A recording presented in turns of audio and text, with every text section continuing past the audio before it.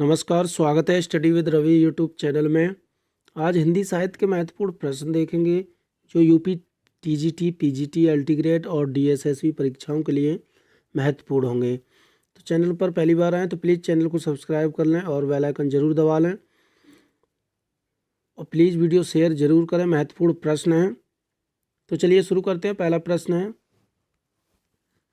हिंदी भाषा में रचना करने पर किस सूफी कवि ने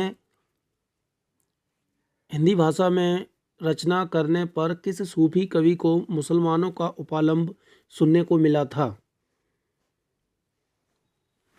जायसी को, उस्मान को, शेख नबी को या नूर मोहम्मद को?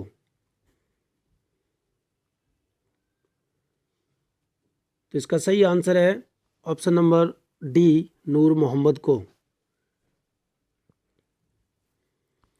प्रश्न नंबर 2 है, मधुमालती का प्रकाशन वर्ष क्या है? 1545, 1379 या फिर 1560 या 1555? तो मधुमालती का जो प्रकाशन वर्ष है वो है ऑप्शन नंबर ए, 1545 ईस्वी।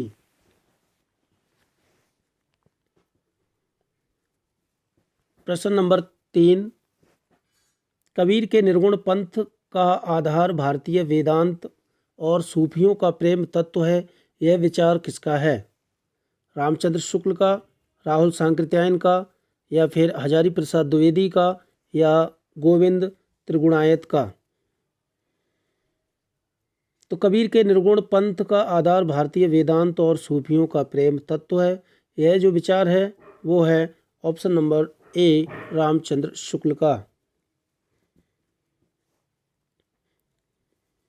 प्रश्न नंबर 4, सूफी काव्यधारा के पहले कवि हैं? मलिक मोहम्मद जायसी, मुल्ला दाऊद, कुतुबन या मंझन? तो सूफी काव्यधारा के पहले कवि हैं option number B, Mulla Daud. प्रश्न नंबर 5, जायसी किस परंपरा के कवि हैं? प्रेमाख्यान परंपरा, रीति परंपरा, सगुण परंपरा या फिर नाथ परंपरा? तो जायसी जो हैं वो हैं ऑप्शन नंबर ए, प्रेमाख्यान परंपरा के कवि हैं। जायसी प्रेमाख्यान परंपरा के प्रमुख कवि हैं। प्रेमाख्यान परंपरा के जो अन्य कवि हैं वो हैं कुतुबन, मंझन, उस्मान और नूर मोहम्मद। प्रश्न नंबर 6, मधुमालती किसकी रचना है? कुतुबन की है, मंझन की है या जायसी की है या फिर मुल्ला दाऊद की? तो मधुमालती जो है वो मंझन की रचना है। Option number B is right answer. अगला प्रश्न है, हाँ तो ये मधुमालती के रचनाकार मंझन है, जबकि कुतुबन की रचना है मृगावती, जायसी की रचना है पद्मावत, मुल्ला दाऊद की रचना है चंदायन। प्रश्न नंबर 7, इनमें से कौन सी रचना नूर मोहम्मद की है? हंस जवाहिर, इंद्रावती, ज्ञानदीप या फिर चित्रावली? तो इनमें से जो नूर मोहम्मद की रचना है वो है ऑप्शन नंबर बी, इंद्रावती। अनुराग बांसुरी के रचनाकार हैं नूर मोहम्मद और हंस जवाहिर कासिम शाह, ज्ञानदीप शेख नबी, चित्रावली उस्मान। प्रश्न नंबर 8, पद्मावत को सूफी काव्य मानने से इनकार करने वाले आलोचक इनमें से कौन है? रामचंद्र शुक्ल, हजारी प्रसाद द्विवेदी या फिर विजय देव नारायण शाही या फिर नामवर सिंह? तो पद्मावत को सूफी काव्य मानने से इनकार करने वाले जो आलोचक हैं वो हैं ऑप्शन नंबर सी, विजय देव नारायण शाही। विजय देव नारायण शाही पद्मावत को एक त्रासदी मानते हैं। प्रश्न नंबर 9, पद्मावत में पद्मिनी प्रतीक है?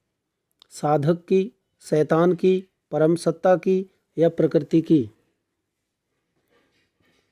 तो प्रश्न नंबर 9 में जो पद्मावत में पद्मिनी जो प्रतीक है वो है ऑप्शन नंबर सी, परम सत्ता की।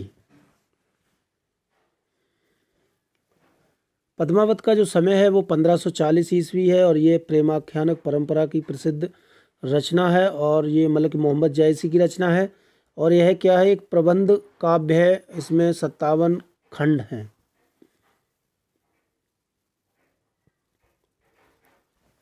प्रश्न नंबर 10, जायसी के श्रृंगार में मानसिक पक्ष प्रधान है, शारीरिक गौण है, यह कथन किस आलोचक का है? रामचंद्र शुक्ल का, विजय देव नारायण शाही का, या हजारी प्रसाद द्विवेदी का, या फिर श्याम मनोहर पांडे का? तो जायसी के श्रृंगार में मानसिक पक्ष प्रधान है और शारीरिक गौण, यह जो कथन है वो है option number A, Ramchandra Shukla का।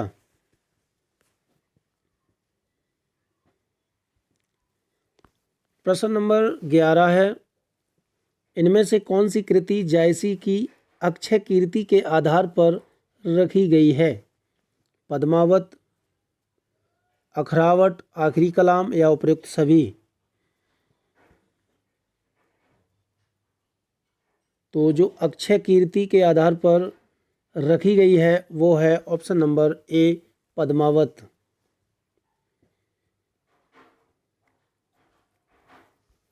प्रश्न नंबर 12, सूफी काव्य पद्धति का अंतिम ग्रंथ कौन सा है? यूसुफ, जुलेखा, पद्मावत, मृगावती या इंद्रावती? तो सूफी पद्धति का जो अंतिम ग्रंथ माना जाता है वो माना जाता है ऑप्शन नंबर डी, पद्मावत। वही रामचंद्र शुक्ल ने सूफी परंपरा की लास्ट अंतिम रचना माना है।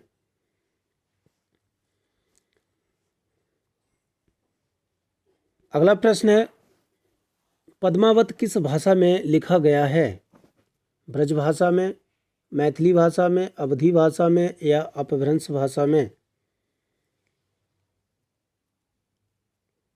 तो पद्मावत जो लिखा गया है वो लिखा गया है अवधी भाषा में और ये जायसी दिल्ली के बादशाह शेर शाह के समकालीन थे। प्रश्न नंबर 14, कयामत का वर्णन जायसी द्वारा रचित काव्य में हुआ है? कयामत का वर्णन जो है जायसी की किस रचना में है? अखरावट में है या आखिरी कलाम में है या पद्मावत में है या फिर किसी में नहीं?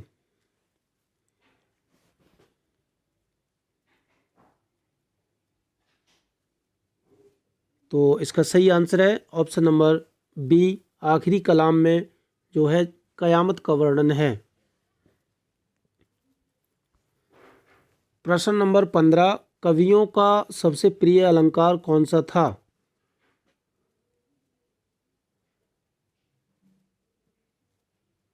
सूफी कवियों का जो है सबसे प्रिय अलंकार कौन सा था? वक्रोक्ति, समासोक्ति, अनुप्रास या श्लेष?